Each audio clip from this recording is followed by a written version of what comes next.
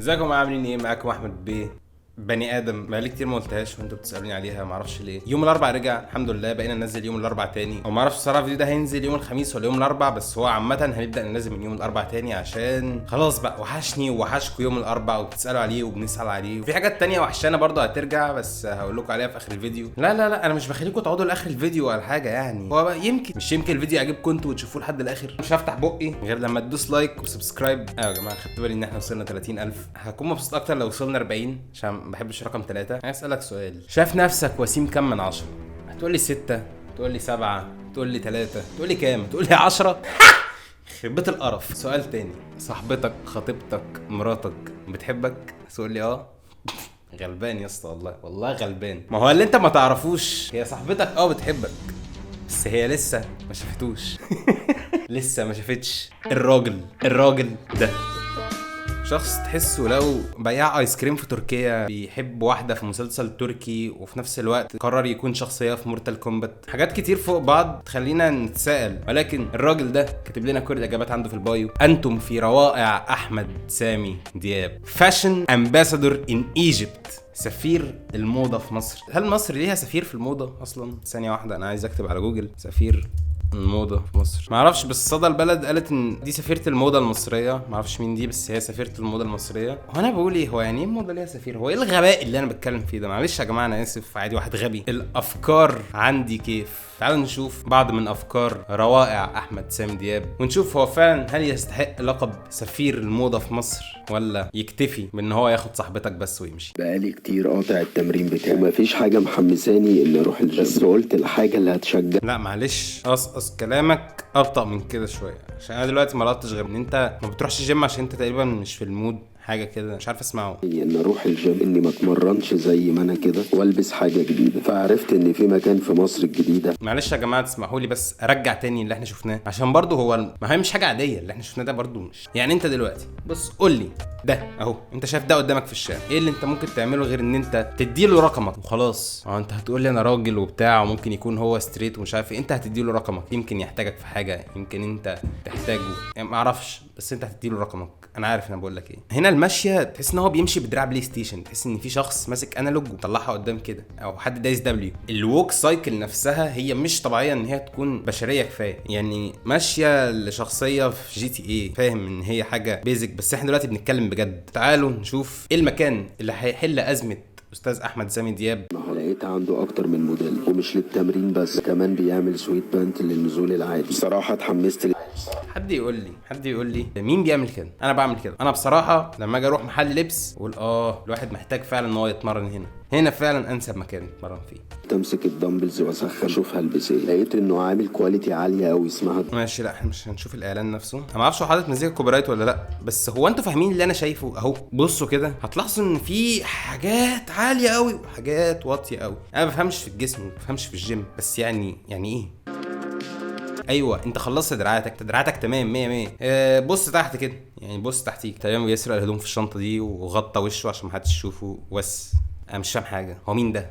احنا فين؟ زي ما انتم شايفين يوم جديد في حياه احمد سامي دياب. النهارده يومي طويل ومهم جدا، وبعد ما لبست وظبطت كل حاجة اكتشف ان البرفان بتاعي خلص. يا نهار اسود يا نهار اسود، هو انت ازاي تسمح لنفسك بحاجه زي دي؟ هو انت تربي في شنبك وتلبس في جواكت جلد وتكبر دراعاتك وتصغر في رجلك؟ انت هتمشي ازاي؟ يعني ازاي مش قبل ما تنزل كده تقوم سنيف في نفسك كل لك اللي هو كده اقدر انزل النهارده؟ لكن انت يومك بدأ ونزلت وماشي وبعدها بتلاحظ ان مفيش برفان. وده خلاني مش في المود خالص، وانا لسه في اول اليوم بقيت بكلم نفسي وعمال اقول ازاي هقعد طول اليوم كده من غير ريحتي اللي مشهور بيها في كل مكان بروحه. الموضوع يزعل فعلا، حقك. المفروض تمشي تبص في الشارع تقول هو انا عملت ايه في حياتي يا رب عشان انزل وانا مش حاطط ريحتي اللي انا بشقط بيها؟ كل ده راح في الارض، من الجاكيت الجلد لحد الجزمه، كل ده ملوش اي قيمه بالنسبه لي دلوقتي طالما انت مش حاطط الريحه اللي انت مشهور بيها. وبعدين هو ثانيه واحده، هو يعني ايه الريحه اللي انا مشهور بيها؟ وعمال افكر لدرجه ان كنت هرجع بيتي والغي ميعاد النهارده. انا شايف ان ده اللي المفروض يحصل. الغي الميعاد اللي وراك وروح بيتك وما تنزليش من البيت غير وانت راشش الريحه اللي انت مشهور بيها لو سمحت. انت دلوقتي راجل بالنسبه لي مش اتراكتيف، انا مش هديك رقمي دلوقتي. انا حتى ملاحظ ان هو حاسس برضه ان هو مفيش، ان هو ماشي في الشارع. هما ازاي بنات ما تحدفوش عليها لحد دلوقتي؟ اكيد في حاجه غلط. وانا مش حاطط ريحتي اللي انا مشهور بيها. انا مش هلعب رجل تاني. فجأة بشوف حاجة غريبة جدا. ايه ده؟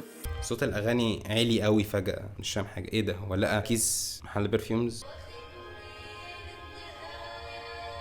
ايوه دي حاجة بتحصل في روائع احمد سامي دياب. لو هو ناسي حاجة الحياة نفسها تديله اللي هو ناسيه. زي ما انت شفته، ما راحش الجيم، راح محل هدوم عادي، لقى الجيم جوه عشان يتمرن، ما حطش البرفيوم بتاعه، ماشي في الشارع لقى الزرع بيطرح برفيومز عشان خاطر ينقذه من الميعاد اللي هو رايح. مفيش يوم هيعدي من غير ما يشقط ال 99 بنت اللي هو بيشقطهم بشكل يومي. لا لقيت برفيوم تاني. تمام انا مستغرب، بس انت عارف لو كان واحد جاي شبهك مثلا وقال لك انا مش عايزك تقلق خالص اتفضل ويقوم ماشي، دي هتكون مثلا منطقيه شويه. انت ما رشتش على نفسك، انا ملاحظ.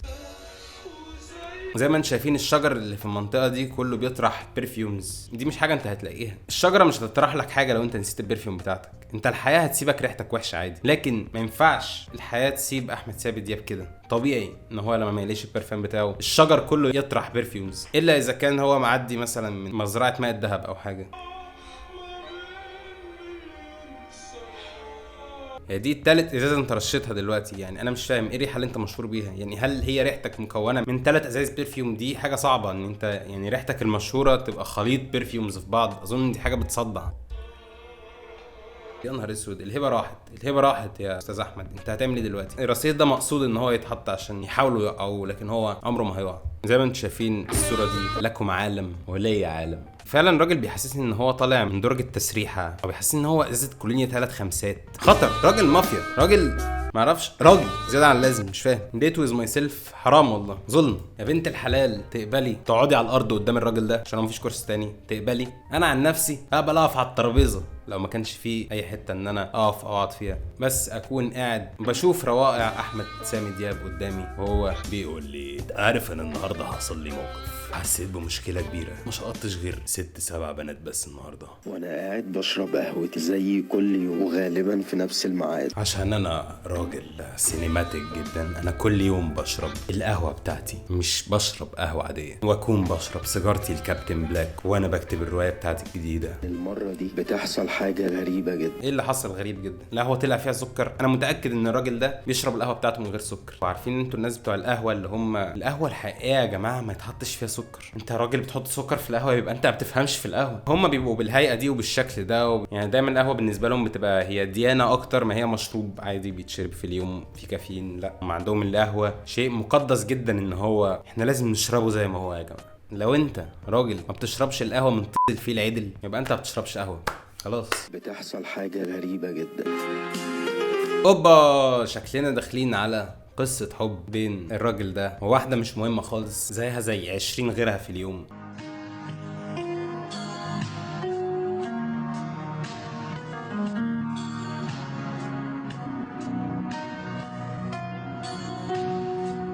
تمام، هي اول ما حطت الشنط دي على الترابيزه جالها مكالمه مهمه جدا، عشان هي كمان كانت مهمه جدا. لو انتم مش واخدين بالكم كانت لابسه نضاره شمس وكانت لابسه جاكيت جلد، فاللي ممكن نتوقعه ان هو يقول لها انسه من فضلك انت نسيتي الشنط دي. غريبه قوي البنت دي.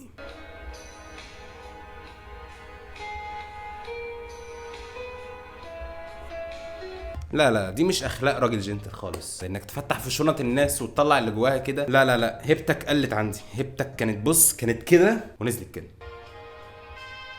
يعني خلينا ما ننساش الظن ده اكيد مش اعلان ساعات، اكيد بيفتح الشنط دي عشان يشوف فيهم اذا كان في محفظتها جوه، يشوف رقمها، او يعني ما اعرفش ليه فعلا حد ممكن يسيب شنط فيها ساعات. وهي تلاقيها جايبهم له هديه، بس هي ما عرفتش تقف قدامه من قوه هيبته وما حبتش ان هي تفسد عليه القهوه، فسابتهم كده قدامه بعيد، يبقى يروح هو يتعامل بقى لوحده مع نفسه.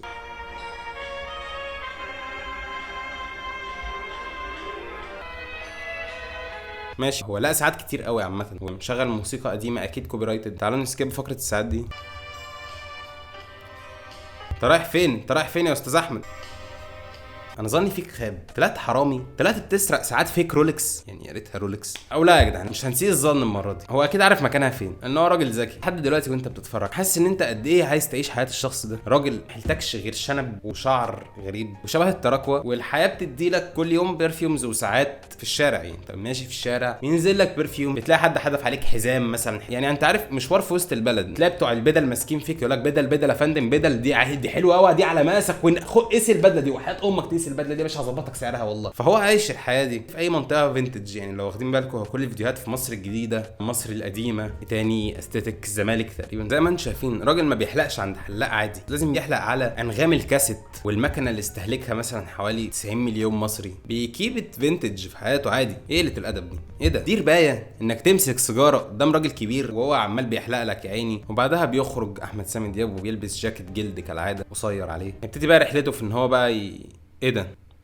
انا هسحب كل اللي انا قلته. كنت فاكرك هتمشي بتاكسي ابيض في اسود، هتركب مرسيدس قديمه. ايه اللي انت راكبه ده؟ ضيعت كل حاجه بالنسبه لي خلاص. امبارح كان عندي حفلة ووصلت متأخر. مبدئيا دي مش دخلت شخص عنده حفله، دي دخلت شخص داخل ياخد حقه من الفيلم بتاعه، طلع له بقى في الدور اللي فوق، وهو في الطريق بقى طبعا كل دور بيعدي عليه يقعد يقتل في الناس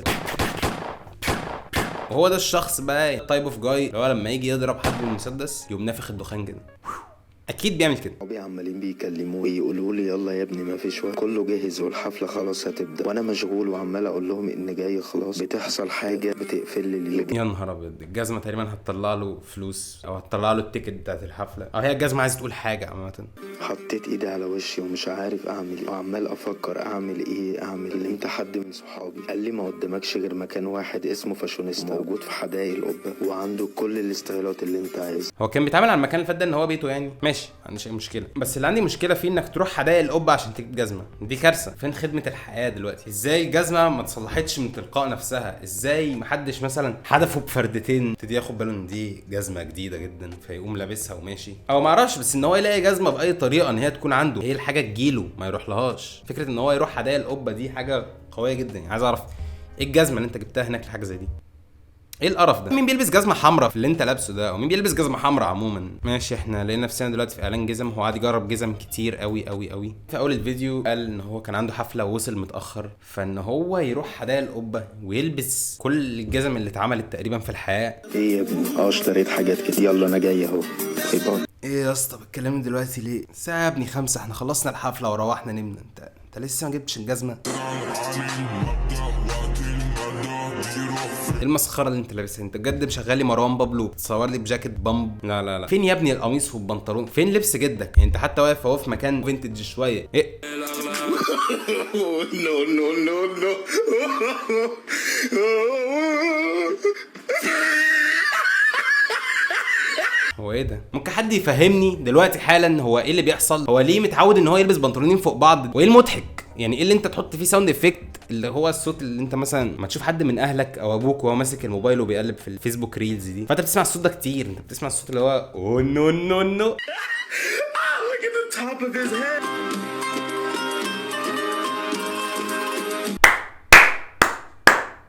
هو ده، هي دي روائع احمد سامي دياب اللي بجد. الناس حرفيا بتتخض وهي ماشيه من كتر الوسامه. يعني الراجل العادي ده شم ريحه 5 برفانات ناس وهي ماشيه يسلموا عليه ويتصوروا معاه. يعني مش عارف هم ممكن يكونوا يا فاكرينه ممثل تركي بيتفسح في مصر، ما اعرفش. انا عن نفسي انا لو شفت احمد سامي دياب في الشارع بسلم عليه واتصور معاه طبعا. وانا بتمشى في شوارع جاردن سيتي لفت انتباهي قصر شكله ليه قصه كبيره، لقيت نفسي. جاردن سيتي هي اكتر حاجه فعلا ممكن نلاقيه هناك فيها. هو الراجل ده لما تشوفه انت بتحس باسم جاردن سيتي. الراجل اسمه جاردن سيتي. بدخل من الباب اتفرج على شكل القصر وحسيت ان انا في مكان اثري. حسيت ان انا هشتري القصر ده. واقف وبتخيل يا ترى شكله ايه من جوه، بس ما كنتش اتخيل انه ما كنتش اتخيل انه ايه. يا استاذ احمد رد عليا. ما كنتش متخيل ان هو ايه يا استاذ احمد؟ رد يا بابا. يا اسطى انت بتعمل رايح فين دلوقتي وسايبني هنا؟ انا هو ايوه قول لي بس بعد اذنك قول لي انت ما كنتش متخيل ان هو ايه، عشان الصوت بس ما كانش واضح او هو قفل ماشي الفيديو خلص. بصراحة شفتش اوسم ولا اقوى من كده. انا مش عارف رد فعل اي بنت تتفرج على الفيديو ده ايه دلوقتي، غير ان هي مثلا بتفركش مع صاحبها او بتفسخ خطوبة، لان انا شايف ان ده اللي المفروض يحصل. هو من الاخر هو المين كاركتر بتاع الحياة. لو انت فاكر نفسك مين كاركتر، او لو انا فاكر نفسي مين كاركتر، فانا ادركت دلوقتي ان انا غلط، وانت كمان لازم تدرك ده. خلاص عرفنا مين المين كاركتر في البلد. انا دلوقتي ام بي سي، كلنا ام بي سيز. شفت بقى الحقيقة دي، الحقيقة اللي انا كنت مخبيها عنكم طول الفيديو. بس بصراحة انا مبسوط، انا فخور ان المين كاركتر هو الراجل ده. فنيجي لاول سؤال سألناه في اول الفيديو، هل الشخص ده يستحق فعلا لقب سفير الموضة؟ انا مش شايف ان ده السؤال، انا شايف ان هو اوريدي سفير الموضة في العالم. فعشان كده احنا كلنا بنعامله ان هو قطعة اثرية وتشيك ماجنت هتخطف صاحبتك قريب. لو عجبك الفيديو دوس لايك، دوس سبسكرايب، واكتب تحت في الكومنتس يا رب الراجل ده ما يشقطش صاحبتي، وانت كمان اكتبي يا رب الراجل ده ما يشقطش صاحبي. والحاجة اللي انا كنت عايز اقولها لكم في اول الفيديو، الاسبوع الجاي او الاسبوع اللي بعده هيبقى فيه ايه الدنيا سيزون 2 بشكل جديد. وانا عارف ان انتوا مستنيين مهرجان بجر الفني، بس مهرجان بجر الفني معرفش ممكن يتاخر ولا هيرجع تاني برضه، لسه بحاول اظبط فيه كام حاجه. وايوه الاربع رجع والحاجات القديمه كلها بترجع، والواحد حاسس خلاص بقى ابتدى يحس بدفء كده والدنيا جميله. ما تنسوش تعملوا فولو على انستجرام، اكتب احمد بيه او بيه جونيور. بس كده انا هتكل، خدوا بالكم من نفسكم، بحبكم، باي باي.